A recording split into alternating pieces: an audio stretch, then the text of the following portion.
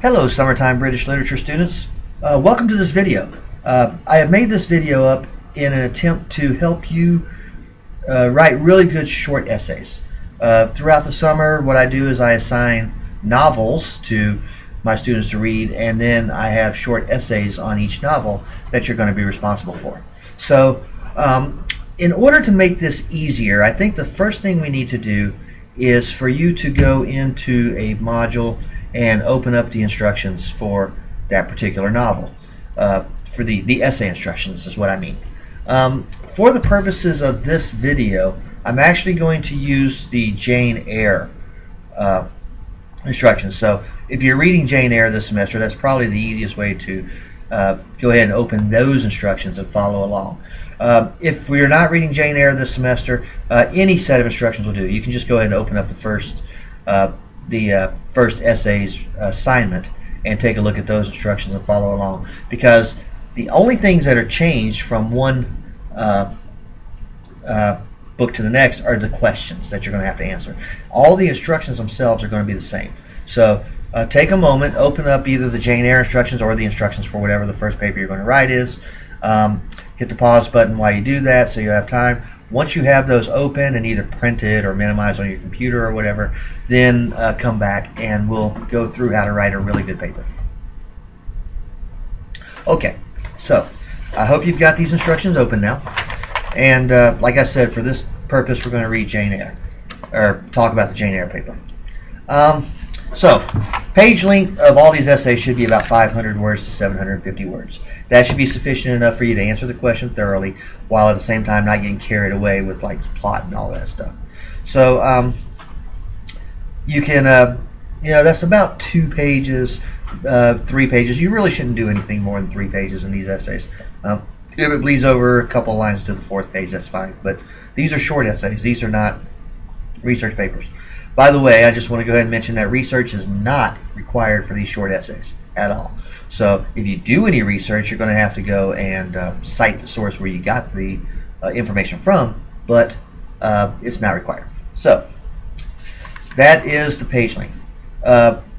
Pay attention to the due dates. They're not actually written on this, but the due dates are actually in your drop boxes. Your drop boxes will tell you when each paper is due. Remember, this is the summer semester. If you fall behind the summer semester, especially when we're reading novels, it's going to be a hard time for you to catch up. So make sure that you stay on the schedule. So that I can't stress that enough, actually. All right. So the assignment is to choose one of the questions. So for Jane Eyre, I've got 6 different questions you can choose from. But you only have to write one of them. Do not try to answer all 5, all 6, all 8 questions, however many it is for your particular book. Just answer one of those questions. You need to do a thorough job of answering one question instead of doing a halfway job trying to answer 6 of them. Your essay will be much better for focusing on the one. So pick the one question. And for Jane Eyre, the questions involve feminist themes, social class struggle, Christianity, defiance of authority, the struggle to find one's place in the world, and the search for self-identity. Now, some of these may overlap. So, for example, the Christianity may overlap with the finding a place in the world or with the self-identity. So there may be some overlap, but really you're just trying to focus on answering one of those questions. So pick the question that you want. And then there's a little reminder here about what makes up a good essay. Essentially, the short version of this is your essay should have a clear beginning, middle, and end. And we're going to talk about that as we go through the rubric. Now, what are my expectations? I've got that in all caps, bold, and underlined. What my expectations are. I cannot make these expectations any clearer than this. If I haven't made them clear enough for you, contact me during my office hours or send me an email asking for clarification. But these are my expectations, and you must follow them to do well on these essays. First of all, I do not want a story summary. I want you to answer the question. You cannot answer any of these questions by saying, Jane Eyre opens up with Jane being a little orphan living in her Aunt Reed's house, and her aunt and her cousins are cruel to her. So after she fights back against John, and she ends up getting sent off to the Lowood School, which is run by Brocklehurst. Things aren't much better there because, no, do not give me that. That will get you a failing grade. Answer the question. Now, the fact that Jane is an orphan may happen to be a part of the answer to the question. The fact that she went to the Lowood school and was treated poorly there may be the answer to the question. But do not give me a story summary from chapter 1 to chapter 38. Do not do it. So, I want you to answer the question. Do not give me a story summary. Logos. Most of you, especially if you've taken me before, have probably heard of Aristotle's 3 modes of persuasion. They are ethos, logos, and pathos. Ethos is the idea that I am an ethical person, I'm a good person, I would not lie to you, therefore you should trust me. I also like to lump expertise under ethos. I have made a whole bunch of omelets, therefore I can teach you how to make an omelet. Trust me, I've done it, I've been there, I know how to do it. So those are things that I put under ethos. Pathos is the use of emotion. That is that can be a good thing sometimes, but it can also be very dangerous, especially when that emotion that you're using is hatred or anger or racism or any kind of negative emotion. So to try to persuade people through emotion is pathos. Logos is what you need to be doing in these papers. This is where you present evidence and say, based upon these premises, you must come to a certain conclusion. And the most famous of these is Socrates. Socrates, or actually the way it goes is, if all men are mortal, and Socrates is a man, you must accept the premise that Socrates is mortal.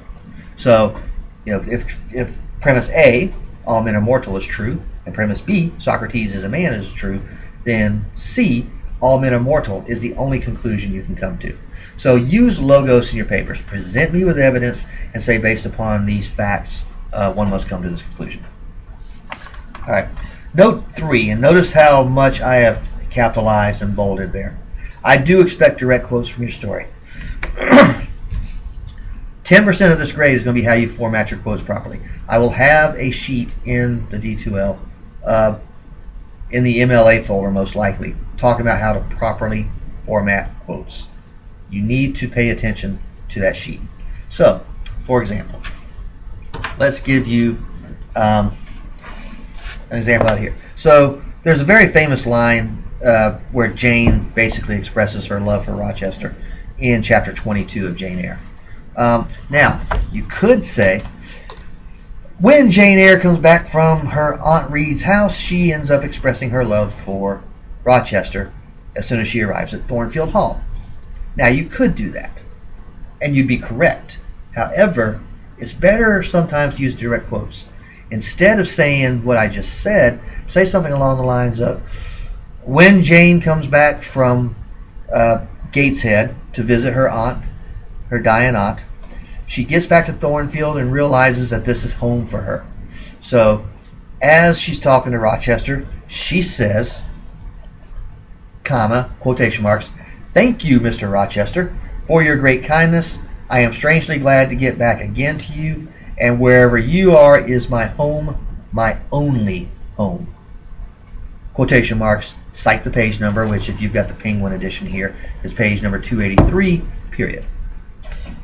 Citing through quotations and formatting those quotations properly and citing properly usually carries more weight than just saying, oh, well, Jane expresses her love for Rochester when she returns from Gateshead. So, put those quotations in there. I would say you should probably have about one quote per paragraph. That would probably help you to develop your points further. And then use specific details, do not be vague. In using specific details, a lot of times the words "for example" can be your friend. So, going back to Jane Eyre, you might say something like, Helen Burns is a Christ-like figure at Lowood. Now, you can say that and stop there, but then I'm saying, well, how do you define Christ-like figure? How do you define the fact that she is so pure and so good? So then you would follow that up with an "for example." She's a Christ-like figure. For example, when she is unjustly reprimanded by the teacher, she actually shows love towards that teacher instead of showing bitterness or hate like Jane would have done. This teaches Jane how to, this behavior teaches Jane how to stand up in the face of the enemies and how to forgive and how to love those. And then you can even go so far as say Jane carries that lesson with her to Gateshead when she goes back and visits her aunt. So, specific details, not vague statements, are always going to get you better grades on these papers. So, those are my expectations, and I think I've spelled them out pretty thoroughly. All right. Then we get to the rubric. These are how the 100 points are gathered up. 6 of those points are going to be in formatting. Your paper should be formatted correctly in MLA format. That means that it should be 12 point times New Roman font, double spaced, no extra space between the paragraphs, headers properly formatted, and the margins properly formatted. Now, how do you do that?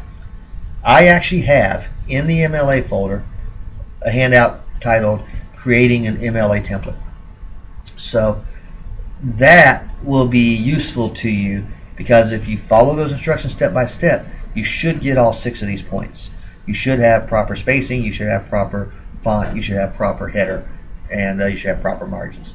So follow those instructions. Those are 6 easy points. The thesis statement. You've probably heard about the thesis statement in English 1101 and 1102. The thesis statement is crucial to a paper because it tells your reader what your paper is about, and usually does it in a single sentence. For a paper like this, it's only about 500 words. A single sentence thesis statement should be sufficient. And notice what my expectations on a good thesis statement are. Example, clear. Do I know what your paper is about after I've read it? Is it spoken with conviction? Don't say things like I think, I believe, maybe, perhaps. No, say what you have to say like you mean it. It is not a question. A thesis statement is formatted like a statement, not like a question. This is not Jeopardy. And I'm going to be looking for that at the very ending of the opening paragraph. So at the end of paragraph 1, I'm going to look at that final sentence to see if that's your thesis statement. If your thesis statement is in the wrong place, you might lose a point. If your thesis statement, I can't find a thesis statement, you might not get any points. So a good solid thesis statement should be the concluding sentence of the opening paragraph. All right, organization and structure, you'll see that's worth 15 points. Essentially what that means is this. You have a beginning, you have middle paragraphs, you have a concluding paragraph. Every good essay should have a beginning, a middle, and an end. The beginning should introduce the subject matter, lead up to the thesis statement. The middle is where you develop your points. Everything should be organized. You shouldn't be bouncing all over the place. Like you talk about point 1, say everything you have to say about point 1, move on to point 2. Say everything you have to say about point 2, move on to point 3. Say everything you have to say about point 3. So you shouldn't be bouncing around. They should all be well organized. And then in the conclusion, you want to give the reader a sense of closure, a feeling that this reader has finished the paragraph or finished the essay. And that's what the concluding paragraph does. So all of that's going to factor into organization and structure. Main primary points. These are the main points that you're trying to use to develop your thesis. I use the baseball example in these handouts, mainly because I umpire baseball games and it's something I know a little something about. I've been following baseball since I was tiny. So my main points, if I'm going to say that a team is going to win a World Series, my main points might be that they have strong pitching, good hitting, and good fielding. And usually teams that win World Series are strong in all 3 of those points. So that would be my main points. The specific details or the secondary supporting details, you'll notice that's the largest rubric thing other than the grammar. You have to be able to develop. This is where your for example comes in handy. So if I use my baseball example here, strong pitching. Well, how do we define strong pitching? How can I say this team has strong pitching? Well, here's how we do that. The starters have the lowest ERA in the league. ERA stands for earned run average. If you don't follow baseball, trust me when I tell you, the lower the ERA, the better the pitching is. And teams that have starters with low ERAs usually win. Middle relief has a lot of powerful arms. They strike out a lot of people. It's hard to win a baseball game if you can't put the ball in play because you're being struck out so much. And then the closer has not blown a save all year.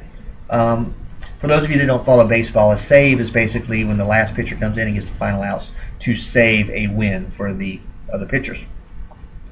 To blow a save means you give up the lead.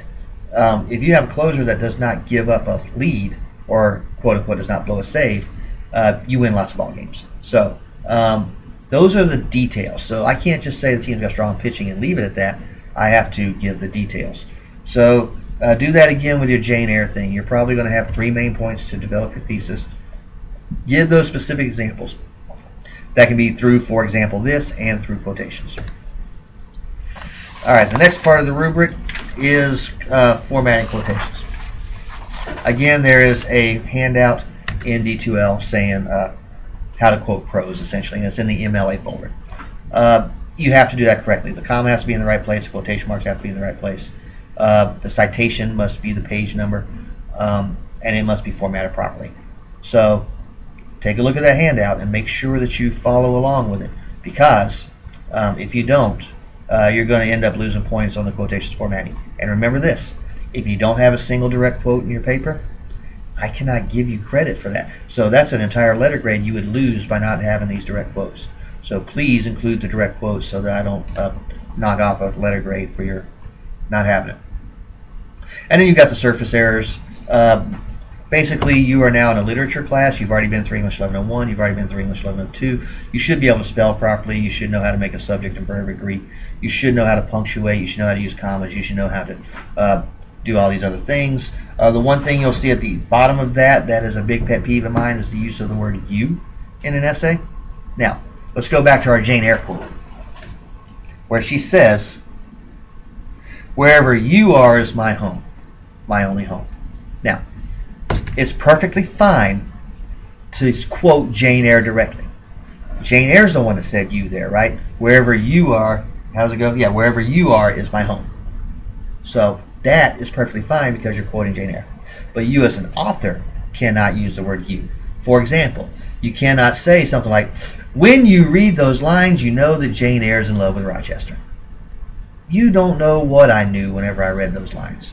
You can't tell me what I knew when I read those lines. So, you, the writer, cannot use the word you. Jane Eyre can say you all she wants, and if you quote her directly, you must put those yous in there. But do not actually say the word you yourself in an essay. It's a bad habit that a lot of students really need to break, and I'll hammer you on your paper if it's full of you. That is not in direct quotes. Alright, so that's it. So follow the instructions carefully. Read these carefully. Go back through them before you turn your paper in and make sure that it follows expectations. Make sure that it's up to standards. And if you do that, you should do very well. There's no reason why you can't get a really good grade on a paper as long as you follow those directions. So if you have any questions, feel free to contact me either through email or by phone, or dropping into my office during office hours, and I'll be happy to answer them for you, because after all, I would love to give everybody an A on every paper. And we can do that if you put forth the effort to do so.